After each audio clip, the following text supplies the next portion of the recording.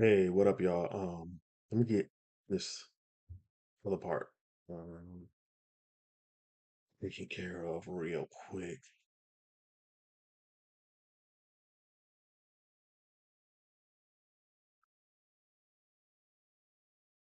Let's see. Okay, so hopefully it'll work right. If not, it is what it is. Let me see. Okay. Let me see. Let me see. Make sure this thing is acting right. Okay, so I ain't been up here in a while. So the last time I was up here, I was talking about J. Cole and stuff. And I'm gonna get to that, talking about rap battles and everything. But first I want to thank everybody for signing up for Sablecon this year and all the help I've been getting from the cosplayers, Charlie Rocket and her team and stuff. They have been amazing so far. So I ain't got nothing but love for them. We're getting a few more things together. I'm putting all that stuff together and getting my last little bit of vendors together. I had one person cancel. And then so I'm getting like a few more together. I, and the thing about it, it's fun putting all this stuff together. It's fun doing this. Like I really like it. And this being second year in North Carolina, it's going to be interesting because I want to see how it turns out. And then we're looking at like maybe even seeing about some bigger spaces out there in North Carolina. So if anybody knows some bigger spaces, let me know because we only can have so many people, being that the space is is a little bit smaller. So we'll have to, if we keep doing it, we'll have to keep expanding, especially out there. We'll have to expand. So hopefully we'll see if we can find a bigger space that makes sense. If not, we'll just have to stay there, and it'll just be that space is always going to be limited. But we'll see. We'll see, right? So again, the cosplayers, y'all have been amazing. Charlie Rocket and her team again, they have been amazing, amazingly helpful, and they were last year. Like they always are. Like Charlie and the crew, like they are always helpful, and I love them. I love all of them to death. Riza Jones, Ebony, everybody. I love y'all to death. Like working and having y'all there and seeing y'all, love y'all to death. Um, so like I said, we're adding on a few more things. We got a couple of panels on Saturday. I'm getting everything like finalized. And it's going to be interesting to see how that work. And then we'll show the Extraordinary Messiah on Sunday, and we'll have some things for my man Will and everything. I forget your real name, brother. I just know his name is BS Will on Instagram. So uh, I forget the names a lot of times. I forget names a lot of times. So I just be like, yeah, I know that person. Then people are like, no, you don't. Like, I do. And then it just right over my daggone head and stuff. But he hit me up about something, so we're gonna do a little something together on Sunday and stuff as well. So it's gonna be cool. And SableCon is June 1st and 2nd at the Ace Center in Knightdale, North Carolina. Time is from 10 to 4:30, both days. So it's gonna be cool. We're gonna see we're gonna see how it goes. We'll see how it goes. So far, reception has been pretty good, and I've been focusing more on like just North Carolina and just putting things there, not really like everywhere. Just focusing in on stuff that's going on in North Carolina. Like even last year, did radio ads, some other stuff. Put my Facebook ads only there, and just kind of keep it focused there, not everybody, because it's not a everywhere thing, and I don't really need everybody. I need the people that's going to be there to know about it. So if you don't see it a lot, like, hey, some of my it's because I'm focusing on putting more of that advertising and stuff out there. So I've had a few things that I've been looking at, and I always say I'm gonna get up here more, but I just I started doing other stuff, and then I'm just all over the place. But one of the things that uh, I was looking at, and my man Alan put me onto this was that I've been in and out on wrestling and stuff, right? So see it, but then I don't. But then I've been paying attention to the story and a few matches and stuff, and I'm seeing that they have a whole slew of like black champions and stuff now, and I think it's cool, right? It's cool. It's cool. The thing I'm worried about outside of side note, I see y'all share this thing where it's like Cody Rhodes being one of the African American champions, and so it's like y'all better stop. Like shit. And I'm just like y'all wild as hell. It's funny. It's like Cody ain't even like I know his like mama is something else. I think what is he, Puerto Rican or something like that. I could be wrong. Y'all correct me. And I just think it's funny. Like you can leave Cody alone. That boy done did too much. And his wife is black and stuff. So I get where it comes from. But I'm just like y'all wrong. But thinking what is it? Is Trick, Swerve, and AEW, Trick in NXT, which is basically WWE, but okay. And then there's a dude in TNA. I forgot his name. Now, my thing is like is that usually with these black champions, uh, they don't last long. So I'm interested to see how what they're going to do with them. And and I remember like being young, and watching the videotapes because my uncle used to like have all these videotapes of like old wrestling events from like the late '70s and '80s and stuff. And I would just watch them. He just had tapes and tapes, and I would watch them. And I remember seeing. I remember when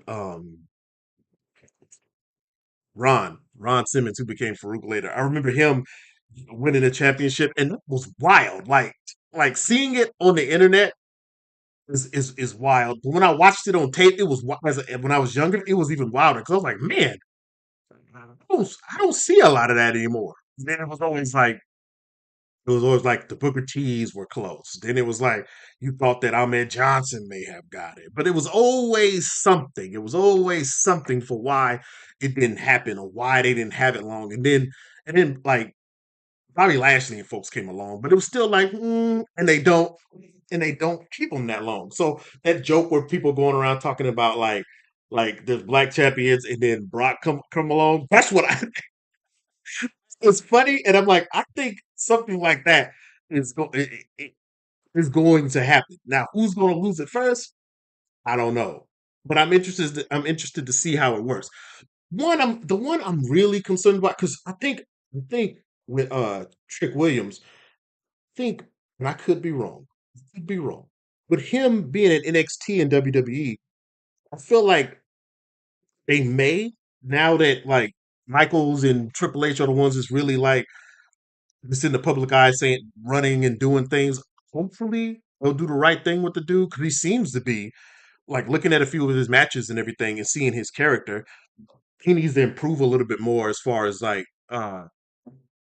mic skills and stuff, right? He's good though. He's good, right? But I think that he's gonna think that he might be.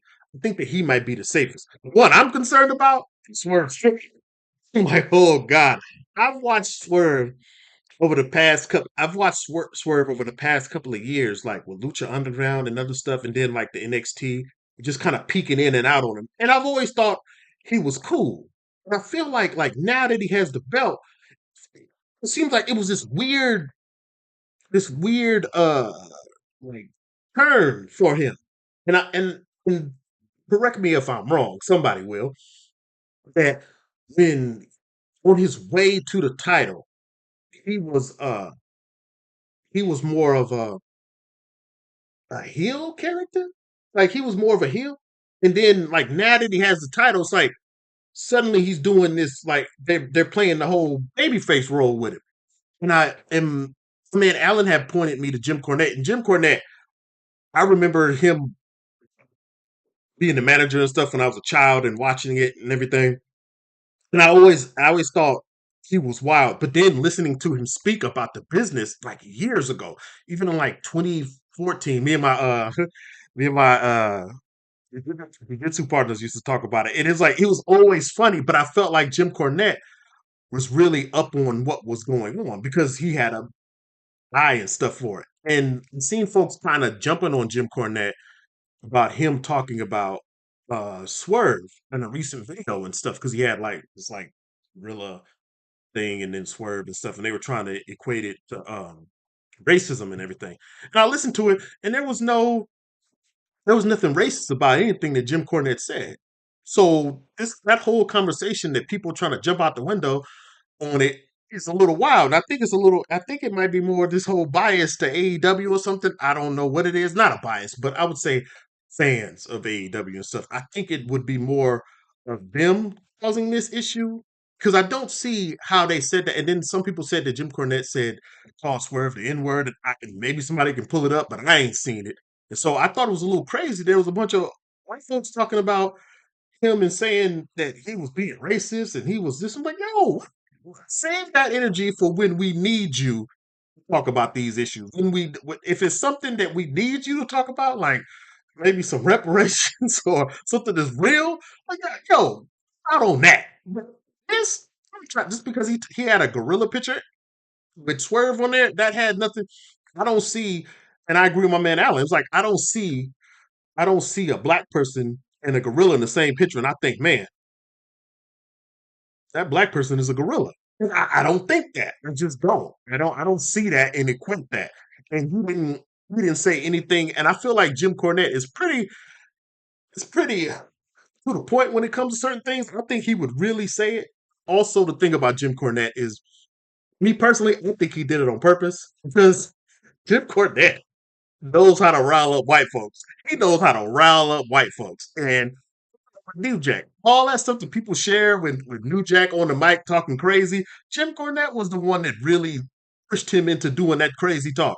Jim Cornette had him doing all kind of crazy shoot interviews and stuff and just talking crazy, talking crazy. So the New Jack we got and is part of is New Jack's work. But a lot of that influence was Jim Cornette being like, hey, go out there and piss off some white folks. Go send some wild stuff in. Piss off some white folks.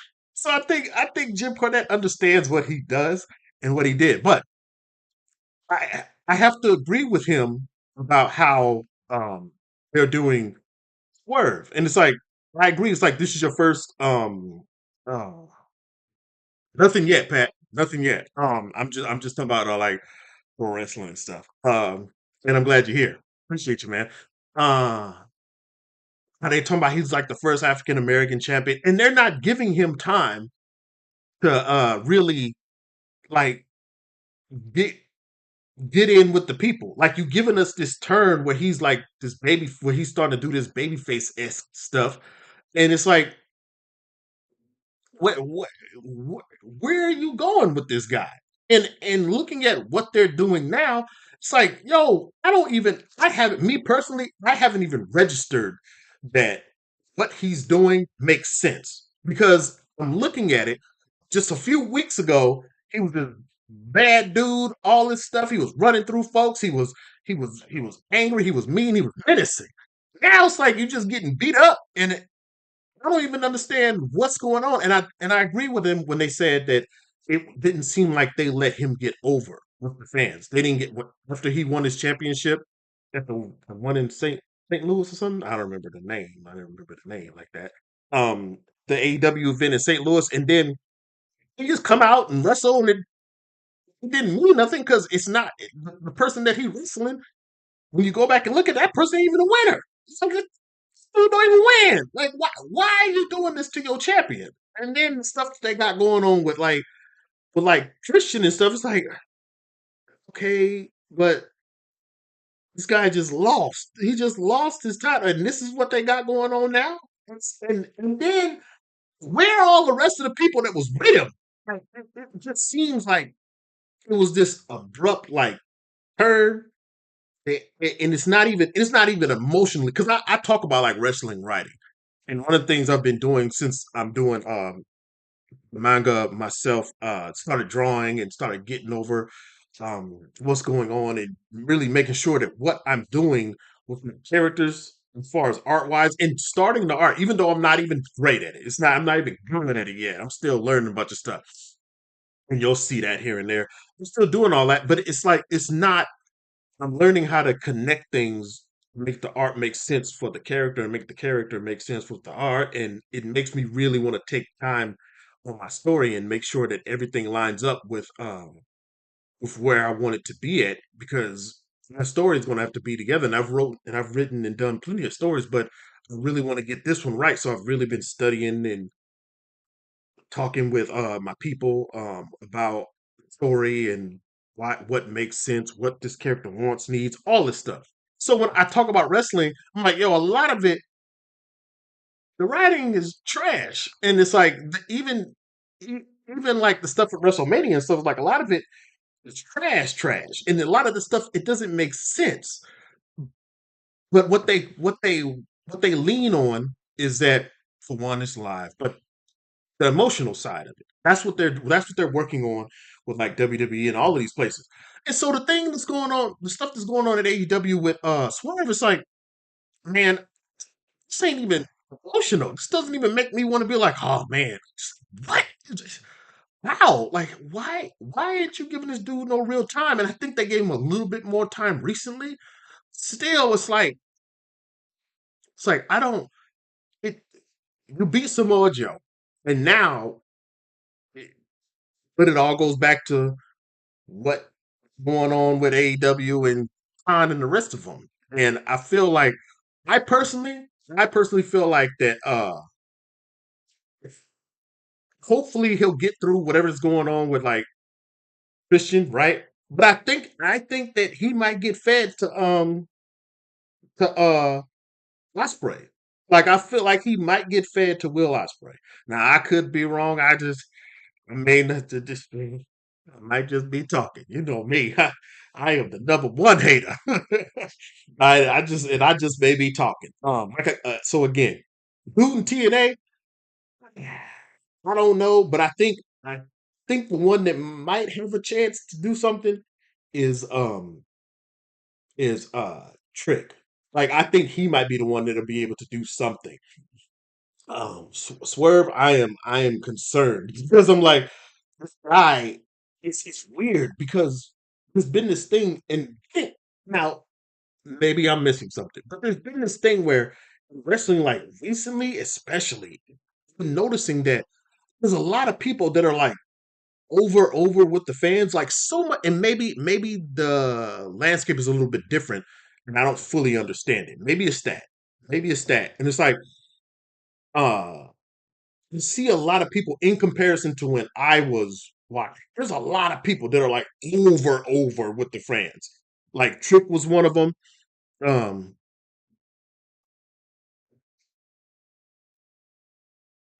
yeah, and I ain't mad at that. I ain't mad at that. It is what it is. Um, that's why I didn't. That's why I don't kind of jump on it. It's like we got to get those quick hits from folks and that quick tug on the emotions. We got to get up out of here. So I'm like, okay, you know what it is, so it's whatever, right? But felt like that. Well, I forgot why that threw me off. But Trick Swerve. I think that Trick is going to be the safest, and he's going to get best situation. I read that comment, it just threw me off. I'm old, y'all, so I'd be like, yeah, okay, point gone. So all in all, I'll see what happens. Oh no, what I was saying was like there's been a lot of people that are like over and they don't do anything with it. Like I understand that like I was looking at like Jay Uso, LA Knight, who I don't care for, Swerve and stuff like that. And it's like these people are like over fans and they don't it seems like they don't do anything with some of the people. Well, Swerve recently, right? So but like Jay, feel like that man need a new move set. Just look at him, it's like, God, this is boring. Like your moves and thing just boring. It's just an amalgamation of everything everybody else did, and you don't stand out from nobody in like the people like you, but it's like nothing you it don't really like really stand out to where he's like any kind of different, right? And so that's just me. Again, that's just me. That's just me. That's what I see. But like even LA Knight, it's like, oh, like when he started talking, I just but but he's over with the fans. That ain't got nothing to do with me. Fans like him, so ain't gonna change nothing what I like. But people like him. It's like, is it me or is it just that they haven't done like well with really getting them to titles and stuff like that. It just seems a little weird. And maybe it's because the internet, there's so many of them and they're looking at it different now. But I don't know. It's just wild. It's wild. And it's something that I have to go back to and really look at even some of the old stuff I've watched and I've grown up on and then even compare it to now. But it seems like there's a few more that are like over that aren't really getting that kind of like push and stuff that you would think that they would get. And it is what it is. So with all the black champions so far, I think Trent Williams might be in the best position. I because he's a champion in a division where he's basically getting to develop. And it's not like I'm looking at it, and the more I look at NXT, I see how it's like how they purposely built in their made it their development spot. And I like how they do that, but it's always just weird when they try to, in my head, for me personally, it's not saying that this is what it is, that this is like what it is on the whole. This is me, and that's what you're gonna find out. A lot of times I'm talking about me. I can understand why a thing is done, but then I still see it as this way. So it always seems weird when I hear them try to like separate them, like NXT, Raw, same thing. It's WWE. Like, all right. So, yeah, man, I think Trick might be in the best position. I don't know what they're gonna do with Swerve. It feels like they don't even know what they're gonna do with him. It's almost like Khan them gave him the belt just so they could say, "Yeah, it's our first black African American champion." And then they didn't like, and then it's like they didn't know what else to do. And I feel like black folks kind of get played into that circle sometimes. It's like in a lot of things. It's like you the first black person to do, and then now what? Like you the first never be the first black person to do anything. Be the first. Don't be the first. Don't that that title is not prestigious. Don't be the first black person. My God, they make you the first black person. They ain't gonna know what to do with you. It's not gonna get done right. You gonna get jerked around, and then we're gonna say first black person, then it's just gonna be, huh? Oh well, he's somewhere else. Not good, just but like as always. People don't like what I say, so it is what it is, right? And then side note, since before I move into the other thing, I've been playing Diablo, so I need some help. Me and my lady have been playing Diablo. We're probably gonna move on to Baldur's Gate, and I'm trying to understand what things matter in Diablo. Like Diablo 4, PlayStation 5. What's matter? Because for me, I don't feel like anything matters at the moment. And I'm just like, hey, I'm gonna just try out some stuff. This gear is it's whatever. I think I'm at level 26, 27. So I'm thinking it doesn't really matter till I'm about level 50 to 70, something like that.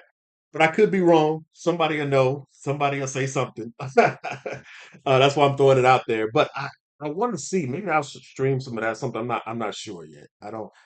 As always, I get on the streaming stuff, and then after a while, I'm like, nah, I'm done. So it is what it is. So I'm going into thing that folks we've all been talking about and witnessing, and I've been talking about on my page with this whole Kendrick Lamar and Drake battle thing.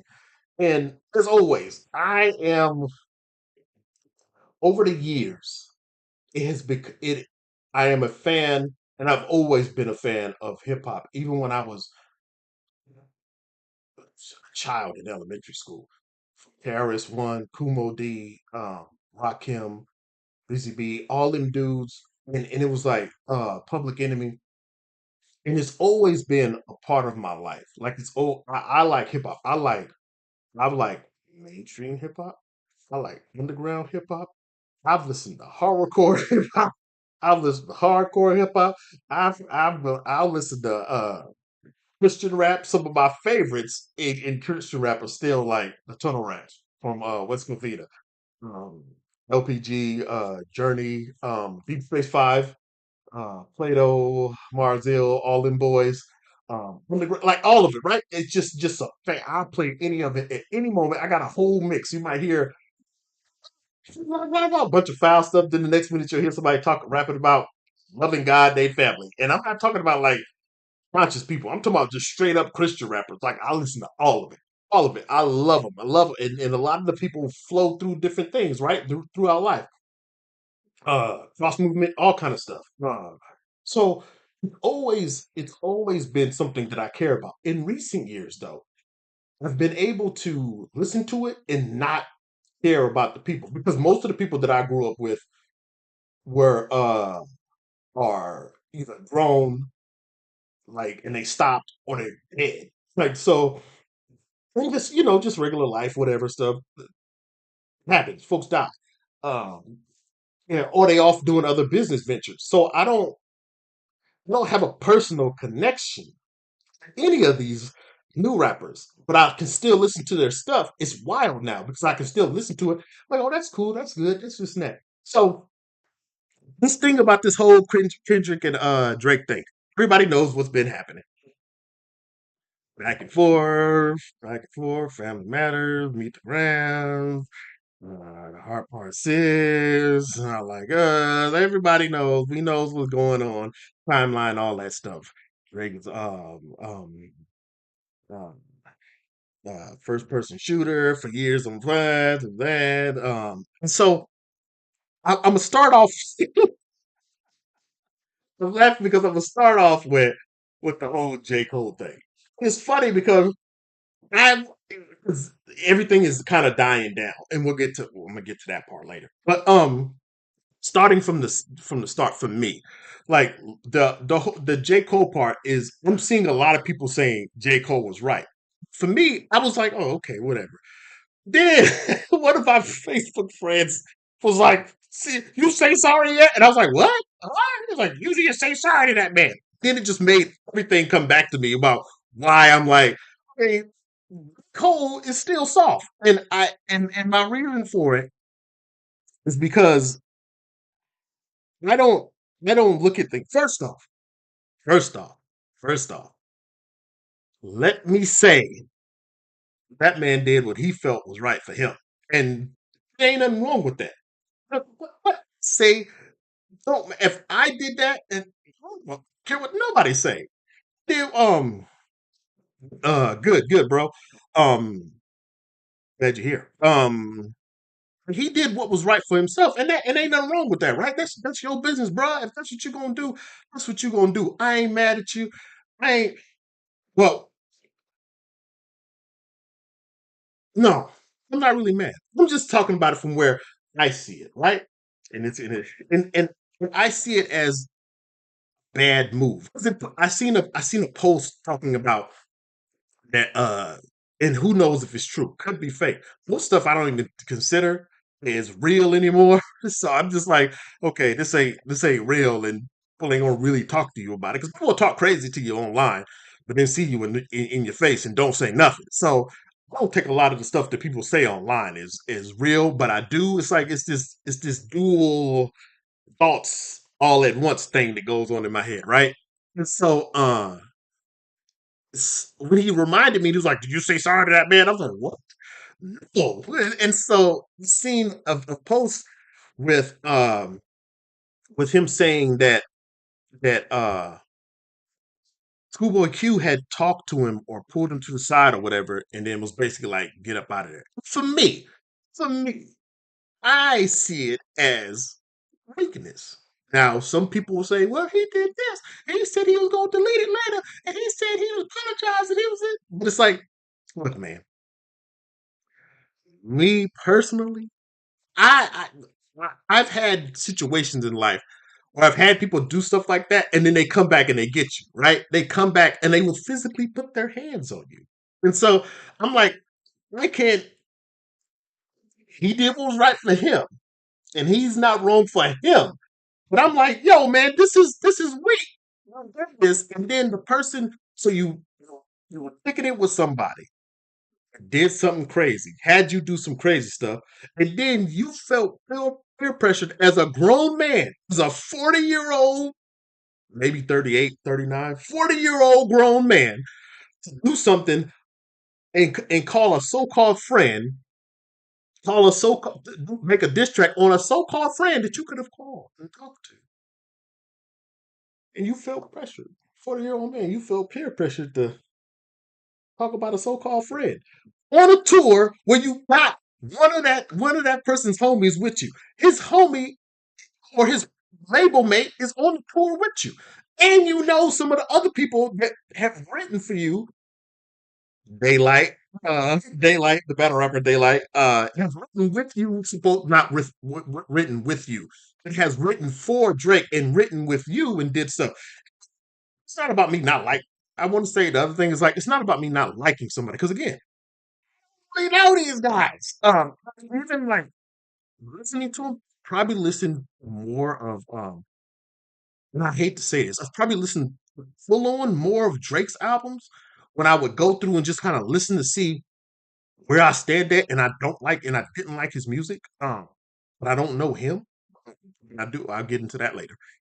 And then the next up would probably be Cole, because I listen to more of his songs, like where I'm actually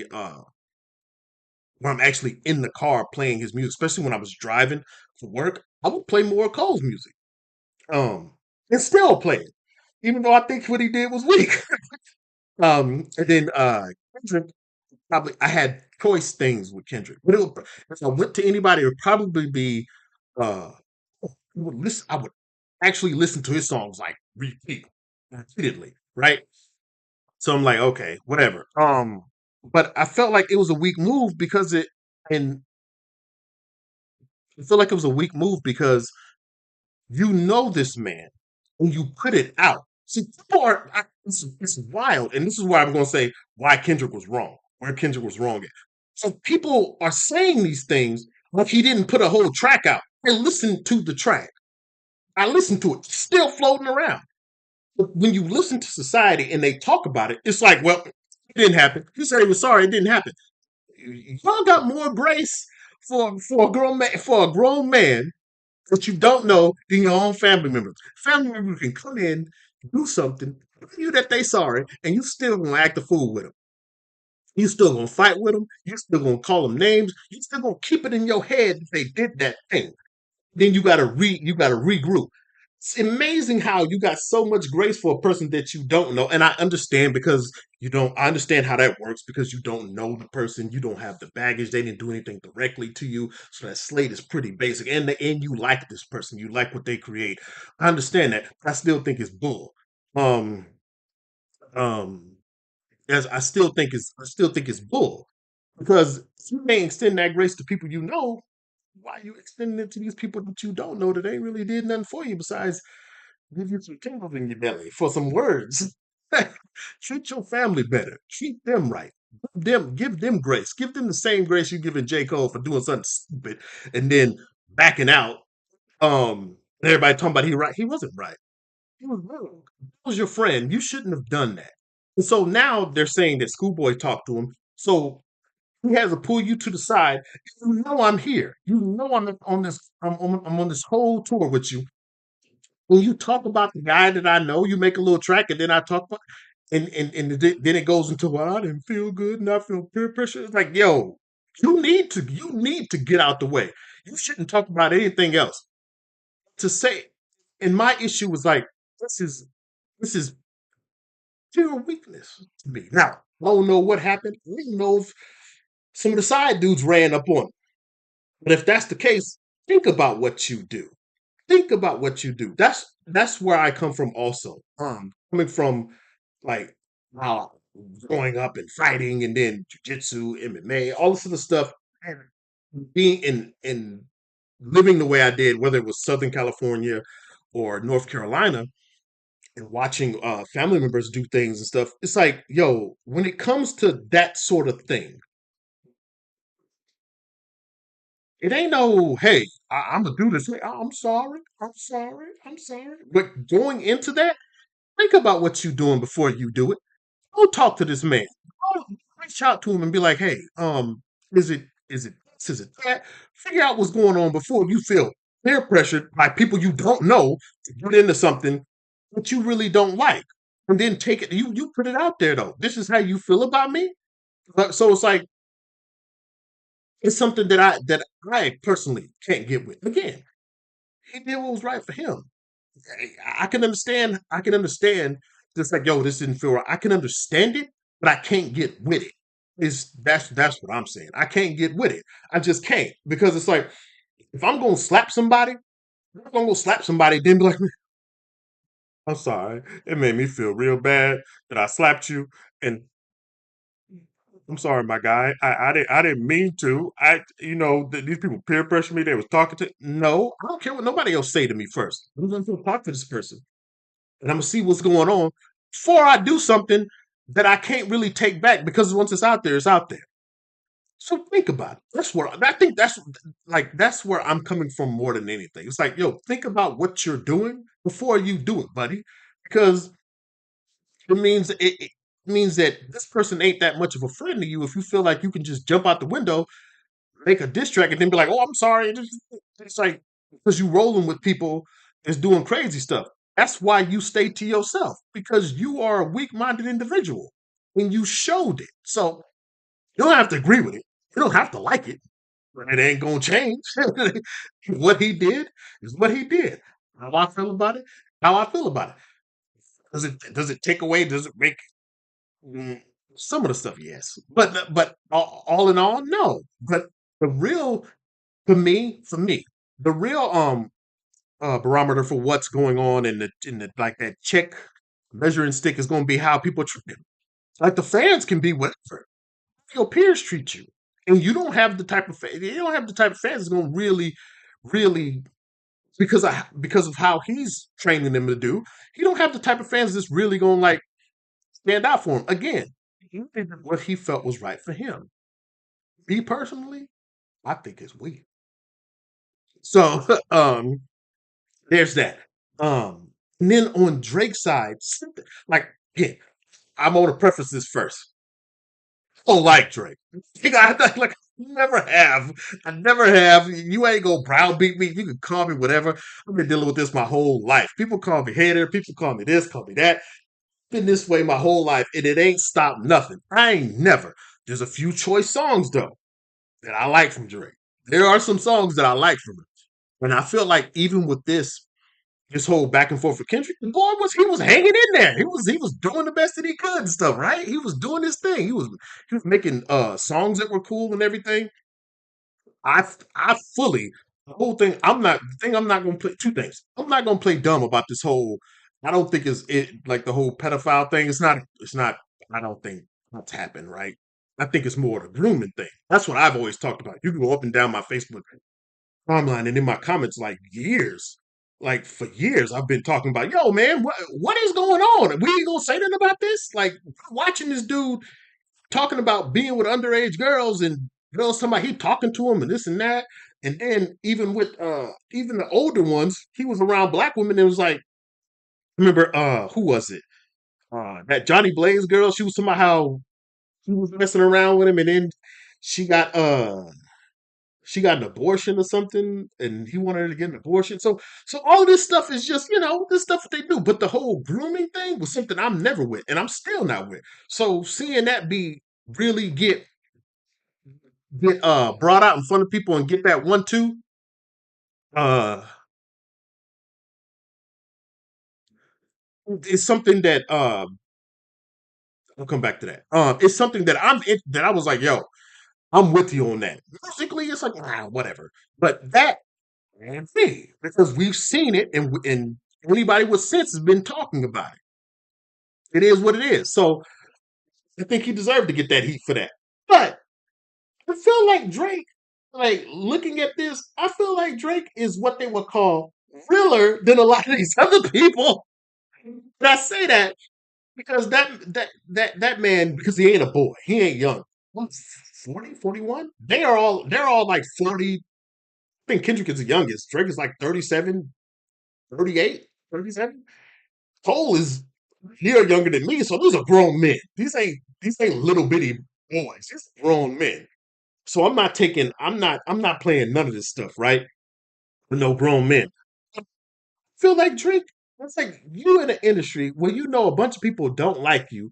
All of them keep dealing with you because they know what's going to come from them dealing with you. So on the flip side of what Kendrick was saying, about like him going to Atlanta and getting hits and stuff, and they didn't really like yo, all these people don't really like you, but they still rocking with you. That is some fake mess. And it's like Drake is standing here on his own too with the rest of his writers and whatever. But it's like this man got to go through all of this, and I don't like Drake. I don't.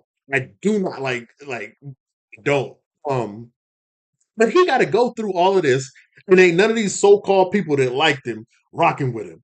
It's like you hanging in there doing your tracks, and all these people are talking about you, and now because of who knows what's going on behind the scenes, you sitting here going back and forth with this person because you feel like you better, and then you going back and forth.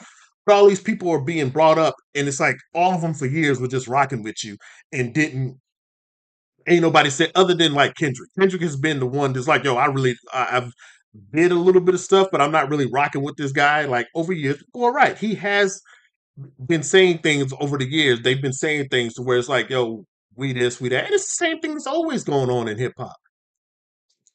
Nas talking about Nas throwing subliminal shots at Pac, at Jay Z, Jay Z doing it, Pac doing it.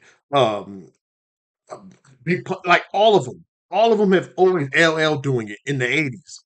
This has always been going on. It's like I'm sending these shots out here to let y'all know I see what's going on and I see what's being said. But if you want it, when it's time to get it, we can do it. But it's a thing where I don't. It's like this dude has been. And again, I gotta keep saying it. I don't like Drake, but it's a thing where it's like this man has been standing on his own with a bunch of two-faced folks up around him.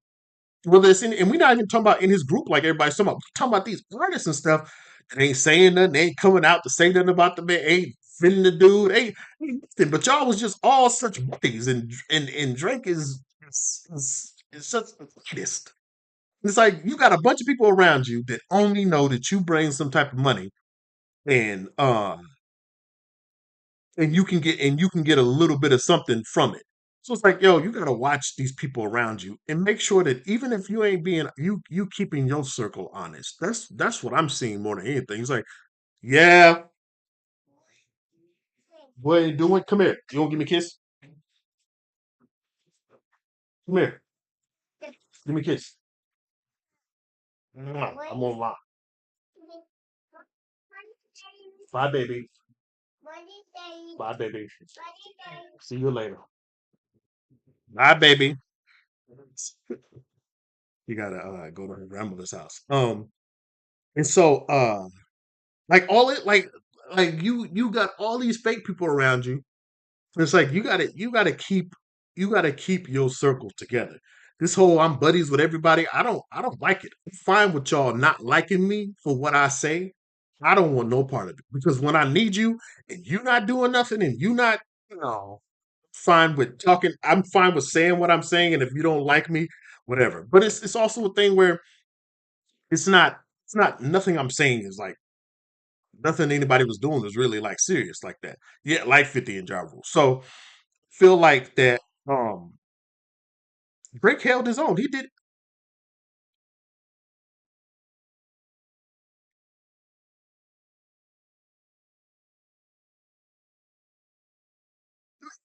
I was thinking the same thing, Naughty Concepts. I was thinking the same thing. Like, feel like there's something he's done. Because it's kind of like that whole Diddy thing, right? Like we know that like growing up, we know that Diddy was always in some freaky shit. Like we always knew he was always doing some freaky stuff. We know this. This ain't new. Like in and all the raids and stuff on Diddy, there was there weren't any charges, right? Other than the stuff with Cassie, they did whatever he paid her. Do I believe he was doing that stuff? Wait, you said this, but I got called a hater. Same thing with R. Kelly. Same thing with Ja Rule. Same. You get called a hater. They gonna call you a hater first. They gonna call you a hater. They gonna talk about you.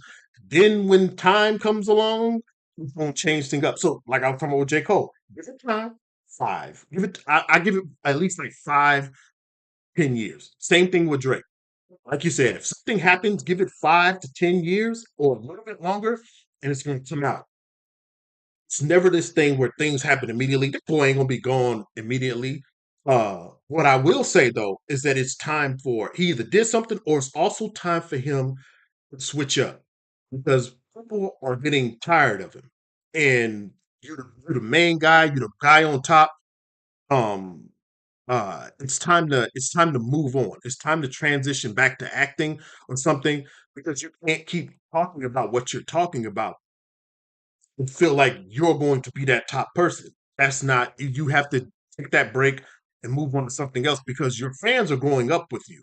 And you can't get those new people because there's younger people that understand, hey, he's talking about this younger dude that's in his 20s or early 30s. I relate more to this person. Just an old dude. He's just an old dude trying to be young. And 50 Cent even talked about that, where it's like, okay, my music it's not clicking anymore. And I understand that he may jump on those tracks with other people because him and Nicki and them do that, where they'll jump on the tracks with younger people, and it helps, but it's not a long-term strategy because it's not these people aren't going because you don't have the same thoughts. You don't have that connection to these young people like these younger artists do. So you don't have that same connection. So you just become the old person trying to kick it around a bunch of young folks.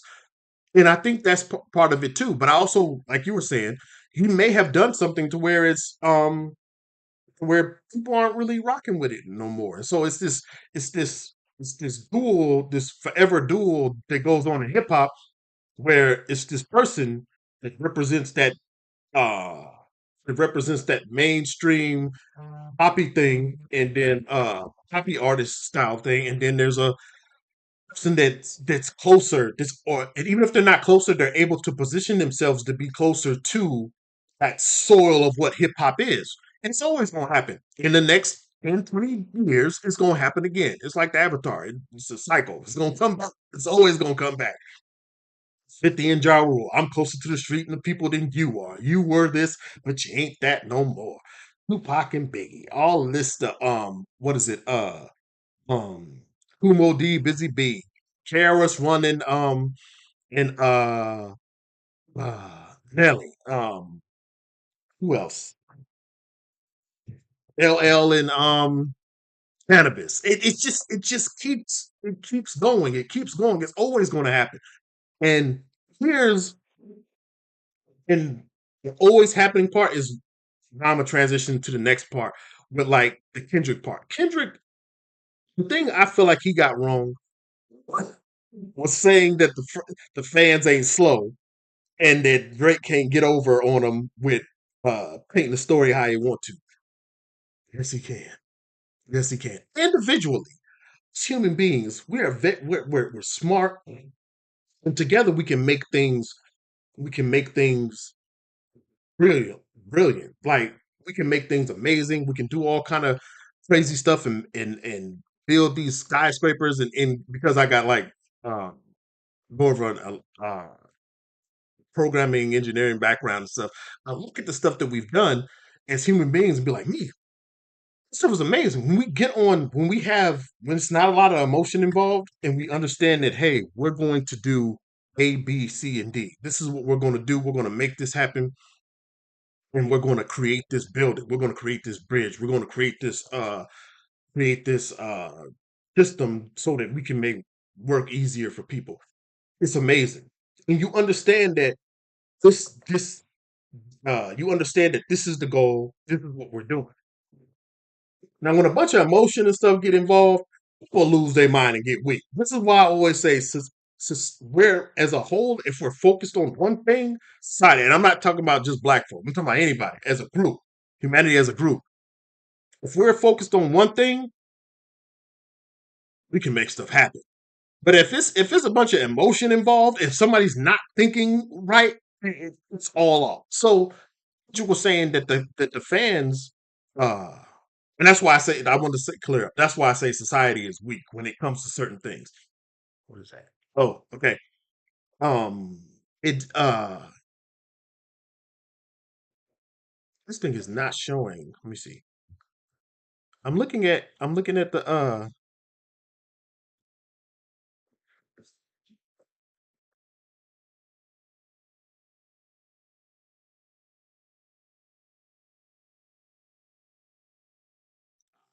no Vaseline ain't.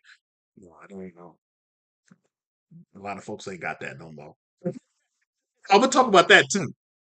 But we get emotional and then we just start talking crazy and we not being honest about what's going on. We'll lie because we got emotional connections to this person that we don't know. It's just what it is, right? And I ain't no better than nobody. It happens to me when it comes to certain things too. But since I don't have a real dog, other than like listening to it, I don't have one that's really whatever. But I feel like that he was wrong by saying they can't shape the narrative that he won't be able to get away with because we're looking at that now with the whole OVO person getting shot or security guard, and I feel like it's about to go in a direction that it usually goes into. Now it's up to hip hop culture and especially black folks and stuff, but hip hop in general, right? It's it's time for the culture to not let it go that way. We can't let it be shaped that way, and we have to be honest about it. Because what's going to happen, and what we're about to start seeing, is more of the see it don't. They start killing each other, and they can't have disagreements. They start killing, and this is always what happens when hip hop beefs. When most of them don't end like that, most just don't. But they turn it into that, and then the mainstream media get a hold of it and turn it into this whole thing where they start killing each other, and we go along with it and be like, "Yep, see, they're killing each other, and they doing this and that, and look at somebody got shot, and it happened from the Kendrick and the Drake beef." And that's just not what was going on. Keep getting these dang text messages. I'm like, what is going on? That's not what was happening because nobody's not talking about whatever that was going on with EXO and the man and his people getting shot, and this ain't got nothing to do with Kendrick, but they'll spin it that way.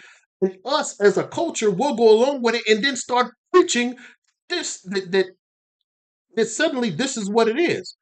So it's up to us to not let that happen. And there's been a couple of people like Dwan B and a couple of other people that I've seen saying it. But it's like, yo, don't let them spin that like this. They feel like we dehumanize a bunch of black people with this whole fake morality mess, and I see that going on right now. And the reason why I say it's fake is because all the people that's talking about that beef and this and that, this always going to be disagreements. It's just that this is the way that they handle it. Again, I talked about it before. You know how many fights? You know how many fights go on in the back rooms of wrestling, especially back in the day. Like, oh my God, whether it was Chris Jericho, whether it was Ric Flair, whether it was these dudes were always fighting, but they come out, do what they supposed to do, keep it moving. They like in the time it came out on stage, it became a thing where they started making a little money off of it. And I ain't mad at them, right? Do what you got to do.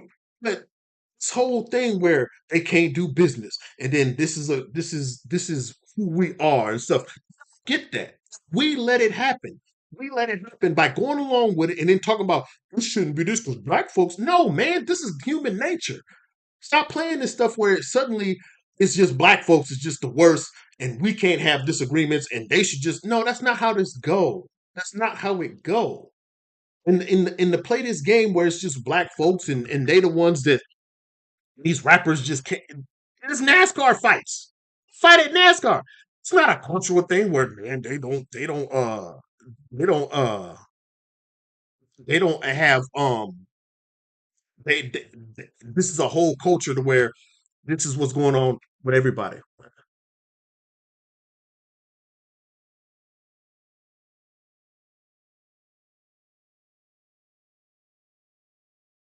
Mm,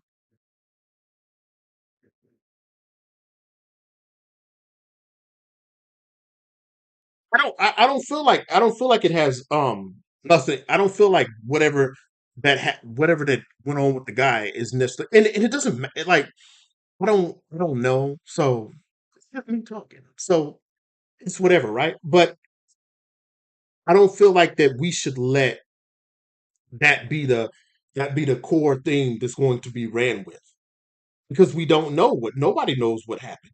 Nobody knows. But then they'll turn it into uh something else. And also I think this is part of the strategy. Is a thing where it's like, yo, if I can't beat this person, I gotta go play victim.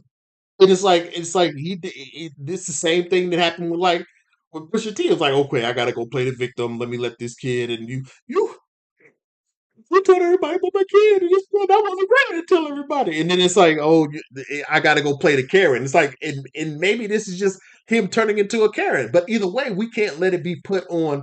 Man, this is hip hop, and this is the reason why. No, something was going on with somebody else, especially with Kendrick, especially what was going on with the weekend and his people. He been going back and forth with this person. He was talking about the person getting shot. If we really listen to the lyrics and stuff, he was like talking about the weekend's person getting shot and everything.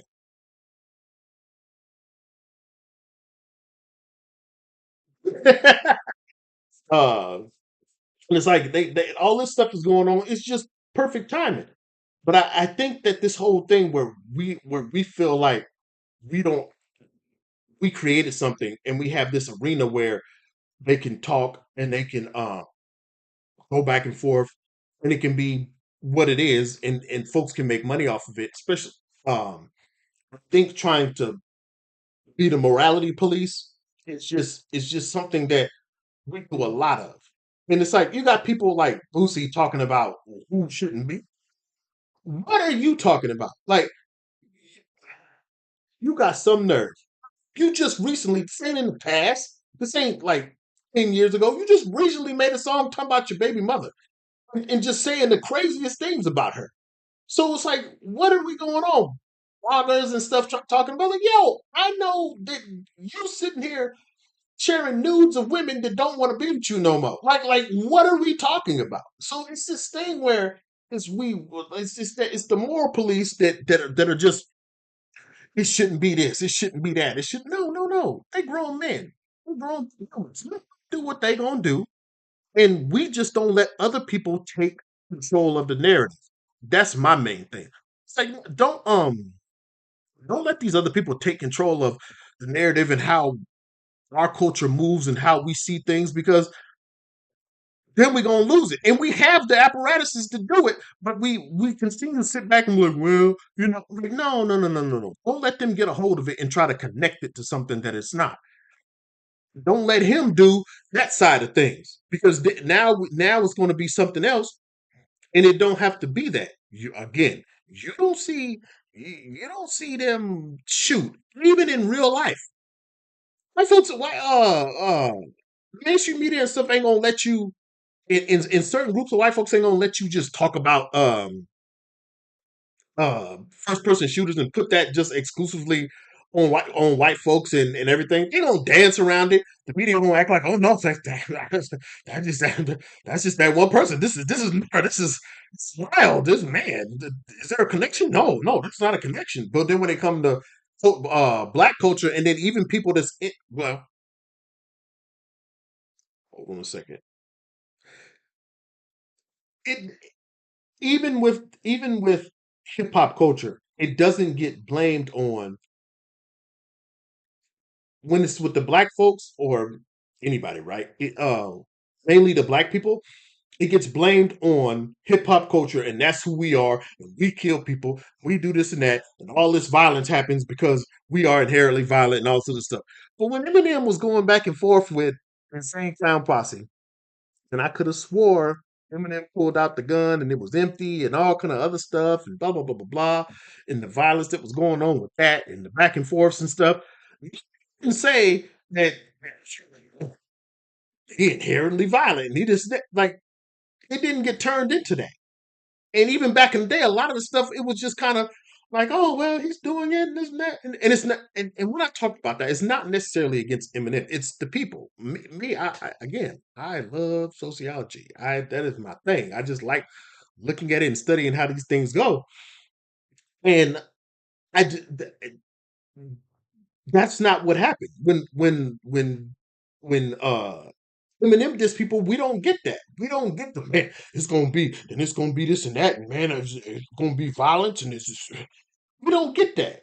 But as soon as it can be one black, it's then suddenly we turn into the end of the world. And I'm not with that idea that this is how things go and this is how it works. I'm not with it. I'm just not. So I think that I think that now is our time to, as a culture, whether you black, white, whatever, um, and you say you care about hip hop, is to let them know that that's not necessarily a part of what goes on. Now that's happened with people fighting and stuff. But as far as people get the one that I've been talking with my people and stuff, and the one that we can kind of say would be like Biggie, but some of these other folks, it wasn't because somebody did somebody. I went out and killed this person. Like that's not what goes on. There's a whole industry of rappers dissing each other, and this ain't the norm. This ain't the norm. So we got to start separating. We got to start just like every other culture does. You don't see. There's people that come out here from other countries crazy about black culture, talk crazy about black folks, and then have the same wild stuff going on in their culture, and just black culture and things that black people have created. We gonna have to not let things just be this whole, and anybody that's in the culture, if you white and everybody else is like, yo, you gonna have to stand up with it and be like, yo, that's not what this is. This ain't what's going on. Because that's like me saying businessmen don't murder and kill each other. Like we've seen it. Like, consistently when enough money is involved, we've seen it. But that doesn't get a bad. We don't think, oh man, he making too much money. Somebody about to start dying, and they just inherently bad. And it's a thing where black folks dehumanize each other to where it's like we can't have disagreements, we can't have issues. Yes, we can. We still get stuff done together. Most of the people that help me is black. There's a lot of white folks and everybody in other races too. So I love all y'all. But we're not gonna play this game. I don't like the dehumanization that we do to each other. Where you can't dislike, you can't say anything, because if you do, there's a problem. It's like, man, go on somewhere with that. And it is what it is. So that's what I'm seeing. That's why I feel like Kendrick was wrong. He was like, yo, you were like, yo, you ain't these people ain't slow. The emotional big groups of people, slow. They will take it and let certain other people tell them what's going on. They're gonna take it and turn it. You're gonna see, this is why I don't like that rap battles. This is why I don't like this and that. When we don't even know, but it fits what they want. It fits what these people want. I'm gonna tell y'all the truth. I'm not the person that's gonna stop a fight. I'm not.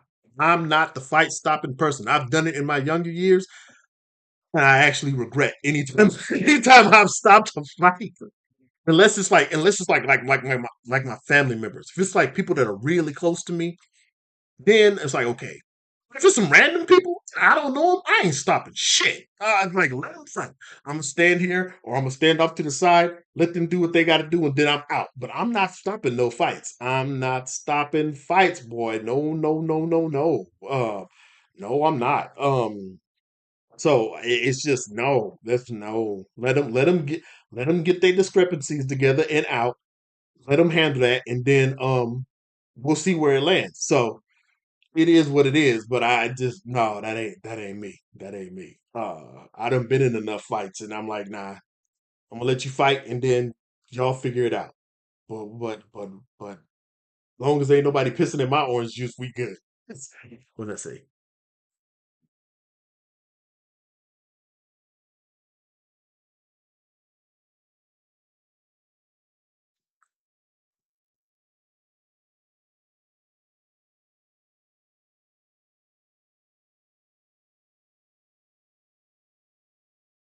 Yeah, man. It is. It's like, and that's not a problem because it's something. As far as like culture, everybody has a right to partake and be a part of. But you always got to remember, like, you always got to remember where a person's mind is at. Like, because I don't, me personally, I don't look at a person and say, well, these white people can't be a part of it. They can't, or this and that person can't be a part of it. It's where the mind is. And that's what I think Kendrick was talking about with certain things. Like, where's your mind at? Understand, I got a half white brother. I got all that, half, some of everything, right? it's always where the person's mind is at and how they see themselves and how they represent themselves. So it's not like anybody can't be a part of hip hop, but you got to understand where it's come from and show respect for it. Like with manga, right? Like um me, there's a lot of things that go on with manga, and I look at it as the greats are always going to be the Japanese. Like somebody would have to come out with something like super amazing for me to say that the greats aren't Japanese folks. And I'm drawing inspiration from them. People like Kentaro Miura, uh Hidehiko Araki, um, um what's what uh, Akira Toriyama. I was about to say, what's the dude that died in Dragon Ball? Um and a few others, even some of the newer ones. I'm not can't do I can't do that style and stuff without them existing. Into and even think about that style without them existing and doing what they did and what they going through in their culture. Bring it to everybody and then I take from it. You know what I'm saying? And try to do what I feel like it is. Do put my own spin on it. But I could never take from them and act like they aren't the what for lack of a better word, they aren't the gods of this thing, man.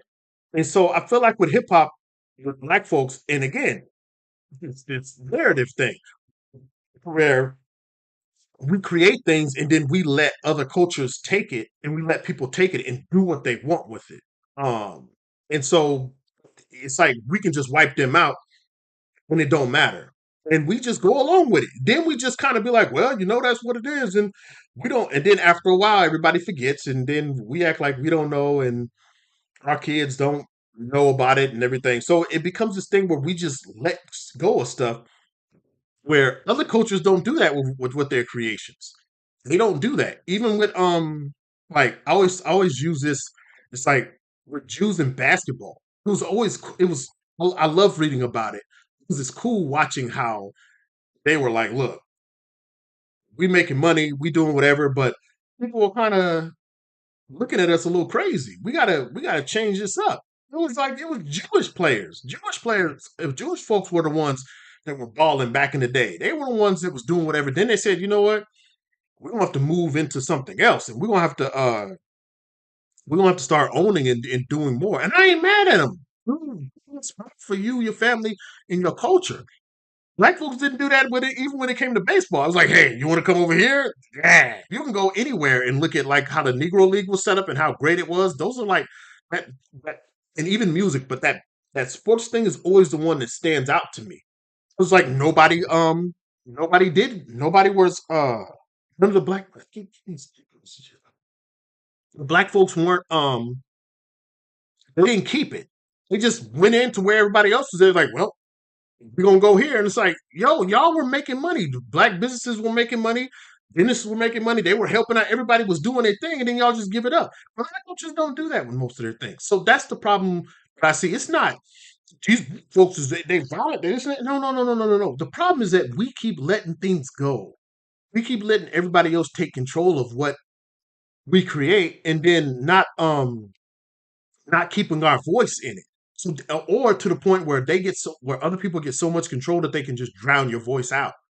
And I think that's the issue with what goes on with hip hop and things of that nature.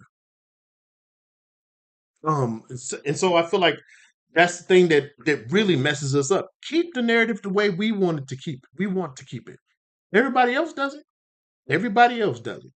But we keep letting it slide. And then when they put out this negative stuff, we start because they can and they and the mainstream media and other people can do it and they keep putting it out. Starts repeating what they repeat. And so it's like, okay, this this is wild. I've watched so many rap battles in my life from North Carolina to California, mainstream battle rap on the corner in the hood, and ain't nobody did nothing. So I'm like, yeah, some people might fight, but again, NASCAR fight, figure skaters fight, gymnasts fight. These people like this is what happens. This is human nature. Let's not this whole thing. Like, okay, but it is what it is. So I'm interested to see how it goes, but I think nothing is going to really happen like now. It's going to be give it 5 to 10 years, right? Some things will happen now. Some other stuff could happen. Give it 5 to 10 years to really let things soak in, and we'll see how it goes. I think that these boys did something that was really interesting because I'm seeing a lot of older people talk about it, and it's like, oh, this ain't beef, and this and that. Because they didn't really do what some of the other people did. Like like 50 was talking about killing folks. Like they're talking about kids, but they weren't talking about killing nobody's kids. They weren't talking about that. They made little jokey jokes and stuff. But 50 was talking about killing. He said, your mama, your daddy, that bitch you chasing, your little dirty ass kids, I'll fucking erase them. Like 50 was talking about that, and then people talk about gossiping, and I was like, yo, Miles was gossiping. 50 was gossiping. Jay was gossiping. It was a bunch of hearsay. It's just people getting emotional about their folks, and now they want to be disingenuous about what's going on. And then even like with No Vaseline, it was a cool diss song, and it was one of my favorites. Yo, was saying some wild stuff. He was saying stuff that just wasn't even true. He talked about how much easy and red was just having sex with each other and was just loving on each other and stuff like, yo, all of this stuff is just hearsay. That's the thing that I'm like, are we really doing this? Are we really playing this morality and thing? Like, yo, let it be what it is and just take it for what it is. But I'm not. It is what it is, right? But listen, if you ever want to talk to me, I'm more than welcome. You guys know where you will know. Y'all know where I will be at. I will be in North Carolina at my convention, Sablecon, June 1st and 2nd, and you can talk to me then about it. If you're like, hey, I like what you talking about, you can talk to me. You can pull me aside and talk to me about it. If you have issues with me not liking your favorite rapper, 'cause some of y'all, like some of the people, like if I say anything about certain people, folks would just pop out the woodwork, and it's like, no, man, this is a rapper that don't none of us know. He ain't did nothing for none of us. Why are you so gung ho about this rapper? And we can talk about it. And what I'm talking, and when I say gung ho, what I'm saying is, I'm saying if we talk about this person, you jump on and start asking all type of questions like you this person's lawyer and calling people names and calling people liars and all sorts of stuff about this person. Oh man, like we can talk about this without it being like that. Like really, like come on. So but if you ever want to talk to me about it, you know where I'll be at. I will be at Sablecon June 1st and 2nd in Knightdale, North Carolina. The address is on the flyers and stuff. And I hope to see a lot of y'all there. And then we'll have Sablecon again in Milwaukee. I want to do some. I'm gonna do some cool stuff with that one. But this one in North Carolina, I want to. We got some cool stuff coming up. My cosplayers and stuff come through. I love y'all. I thank everybody for signing up. We're going to be closing out in a few more days. I'll be sending out emails for that, and to let everybody know we'll be done with that. And just finalizing the programming and stuff so that I can put that out for folks and have it for when we can give it to folks and let them know times are and everything. It's gonna be cool. It's stressful, but it's not as stressful as it was the first time. It's just I wish I could get everybody in there. So it's just a space thing. So again, anybody that know if you're listening or anything, if you know how to get a bigger space because we're getting a lot of people that want to be a part of it, and I don't want to leave folks out because I don't have space. And I'm like, and I like North Carolina because people be showing out in North Carolina. I love y'all. And we're trying to look into seeing about getting more space. And that's just what it is. Like this whole process of doing SableCon, it's just been I'm the type of person that kind of jumps into it and gets things done. And I'll ask people along the way. And my man Keith and Jones has been super helpful. And then another guy, I forgot his name. Uh he's uh he does Plastic City Comic Con, something like that. Forgot it. He's been super helpful. So there's been a bunch of people that's been helpful, but really getting out there and doing it, it's a little different, right?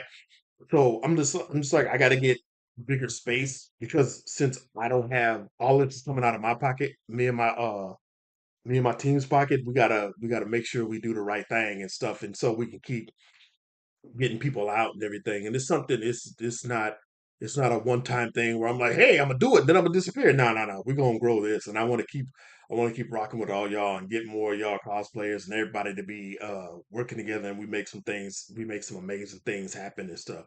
So it's interesting watching everything grow. So I'll keep uploading art for my story. I don't have a name for it. I just know my main character's name is Damien, and I'm still drawing him. You'll see that here and there. And even the art has been a little bit wild with how I'm going to go about it. And I've been taking my time a little bit more about to understand more about story and everything. So just learning the process of story along with the art has been interesting because uh, there's so many things that I've missed before that I'm working on now that I want to make sure get it right. So I'm gonna have a couple of my folks being doing some editing on this and looking over it and stuff as we get further along with doing the writing for it. Like I said, I don't have a full on name for it yet. I had one name. We may not do it. We might go with something else, but we'll see how it goes. We'll see how it goes. But this process has been interesting because I'm like, man, this getting better with this art thing, but then it's just always something else. It's always something else that is just like, oh my God, I'm horrible. It's like, but you only been drawing, you ain't been drawing for a year yet. Give yourself time.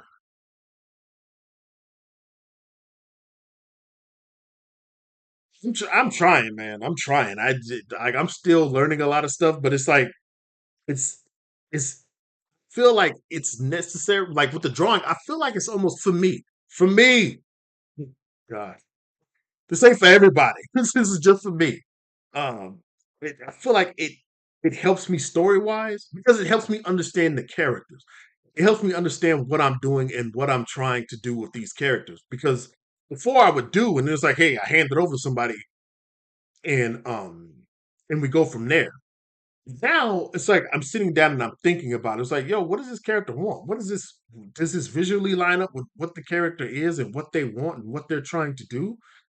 All of these things matter. So, and I've been reading a lot more stuff that I've been missing out on stories and being able to notice the things that I've missed out on in storytelling. Before I get out of here, so I need to say this, and I got to go back and I went back and I watched man for sure you better you better um I went back and studying more of storytelling and reading, and then talking about it with my people, with Michael, with Zach, and everything. Went back and I looked at um, Avatar, like the Last Airbender and stuff, and I looked at Korra. Now, I was always in the camp of I like Korra, but going back and looking at it, and story wise, like Korra was almost flat. Where it's like she didn't, and maybe I'm looking at it wrong, right? Um, I'll talk later about this. But she Cora acted like she didn't learn anything from anything that was happening from the start to the end. And Cora and Aang, Cora to me, this is where I stand. And it has changed a little bit from the first it was like I like Cora. No, it's still the same. But I understand more. I like Cora and I like Aang. I still believe that Cora was stronger than Aang, right? Because of her being able to do fire and earth, even as a child. And Aang just couldn't do any of it. But as an avatar, Aang was the better avatar. Aang was the better Avatar. When I went back and watched it recently, that girl did not stronger. She's stronger, like power wise. She had abilities that Aang didn't have. Uh, what? Oh. Yeah, no, man. You still, even if you don't have to draw. I don't draw. Like my first, I don't. Well, I draw now, but um, my stories were all just written and help with folks. You still just focus on your storytelling. Don't feel like you focus on your storytelling. Get good at that. There's some people that are beast with the storytelling, and I've went over their stuff, and I'm like, yeah, man, they good. They really good. I was looking over a few things, and it just helps me to get better. But um, she was horrible. She did like as the Avatar. She was horrible, and not because. And my thing with Korra was not because she lost like powers and stuff. Because you're still young, you're still trying to. But my thing is that Korra didn't learn. She didn't learn. She kept going through the same stuff, and it wasn't like she went on an upward trajectory to where she got what she needed, and then she became a different person or a better person. Like it was the same thing. It was, I'm not gonna listen. Somebody gonna tell me something. I'm gonna do the opposite. I'm gonna go and I'm going to get us all in trouble. I'm gonna get myself in trouble, and then I'm gonna be playing from behind, and then I got to figure out how to get it. But I'm still playing from behind. It's always, hey, Cora, this is what's going on. This person is blowing smoke up your butt, but you like it, and it's like, well, uh, um, who was the water guy? The uncle. He was like, he's trying to help me, and Tenzin ain't trying to help me. But it's like, yo, I'm trying to help you, but this person is playing games with you. Oh, they not. You guys just don't like this and that. And the person gets her. It's like it happens over and over. In the last season with I do not remember these names. I need to have something where I'm like, I need to start pulling up my screen and have the names right where I can just look at them because I know I'm pretty messing y'all up when I'm knowing these names. But was it Kuvera? Was that her name? The Earthbender? Like even with that, it was like, well, you know what? You don't think I can fit? Well, I can go talk to her. So you go and you talk to her.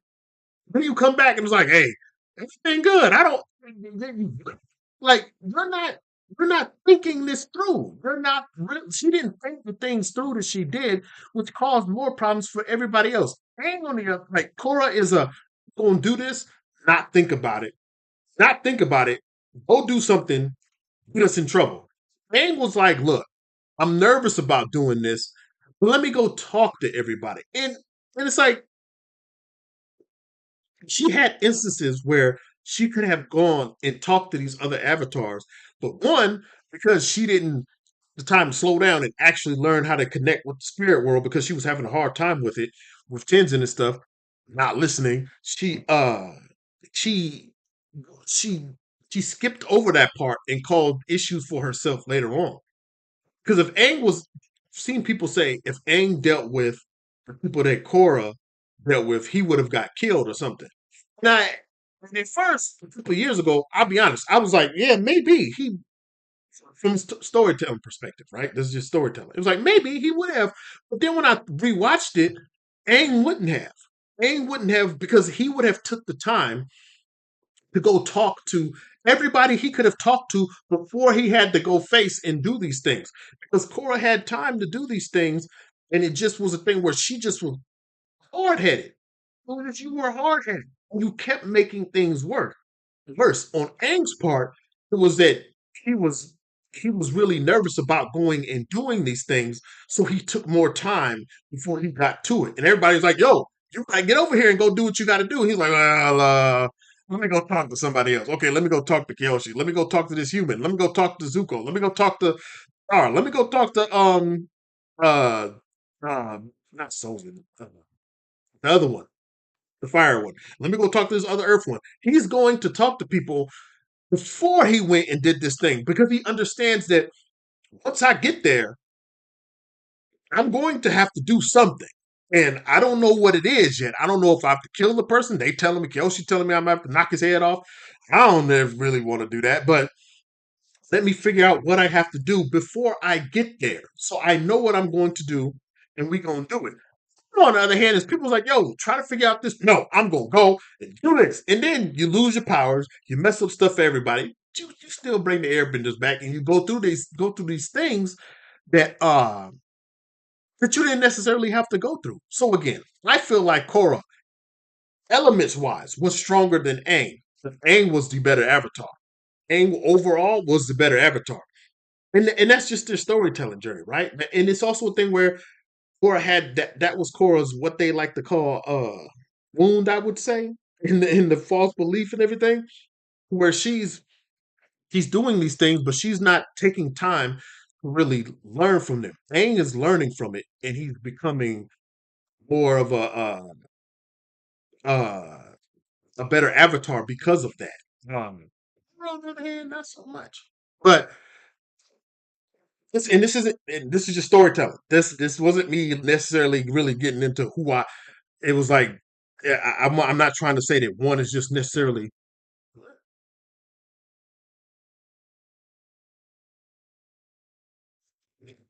I got her talking shit in the group chat about me, and I don't know what's going on. But and it's just looking at it from a storytelling perspective. But I think they wanted to give that other side. But see, what if we have one that goes? What if we show you one that's not like this, and that these avatars are different, and that all of them are dealing with different issues, and all of them have um different outlooks on life. So is she necessarily she wasn't bad to me. She wasn't bad. She wasn't a bad avatar, and I liked her show. And I liked her, and I liked the other characters. But I think it was a better avatar because Korra didn't learn, and she had to keep playing from behind, which caused a lot of problems for her and a lot of people around her too. And it was just like, hey, I'm gonna go and learn. But again, from a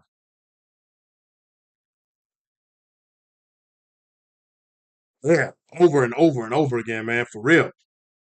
So, but a story from a storytelling perspective, I like what they did, and I hope that this new one that they said is coming out, that they continue that sort of thing, man. Give us another one. I don't want another one. I don't want one that's like Korra, and I don't want one that's like Aang. Give us. I don't know what they're going to be. It's going to be an Earthbender, supposedly. So let's see how that one is going to be, and let them be completely different from a storytelling perspective. So then we got these different ones, and we get to see what different avatar believe what, because it's like I like Kyoshi, but then they say the Air Nomad one was a little bit rougher than Kyoshi, but then the water one, he was off in the spirit realm just doing stuff, and he didn't come back. So it's a thing where it's like they all have their own issues that they have to deal with, and it plays out through all of their stories, showing how they dealt with certain issues. And from a storytelling perspective, they've done a great job with keeping people connected to it and showing that these people are different people and it's not the same thing. And I even feel kind of like that with with My Hero Academia, but I feel like Avatar did a little bit better because not everybody was something necessarily amazing. Some people didn't even get to deal with, from what I understand, with the water one. I forgot his name. Um, he he went off, and he was just in the spirit realm where people didn't really get to rock with him or see much about him.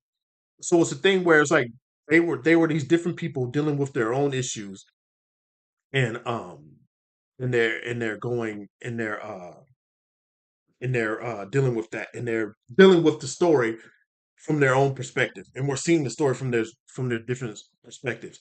So, and that's something I'll probably talk about this later because I'm about to get out of here. I gotta draw and do some other stuff. But I think that's something that I want to talk about talk about a little bit. But even with like black films, I'll save that for next time.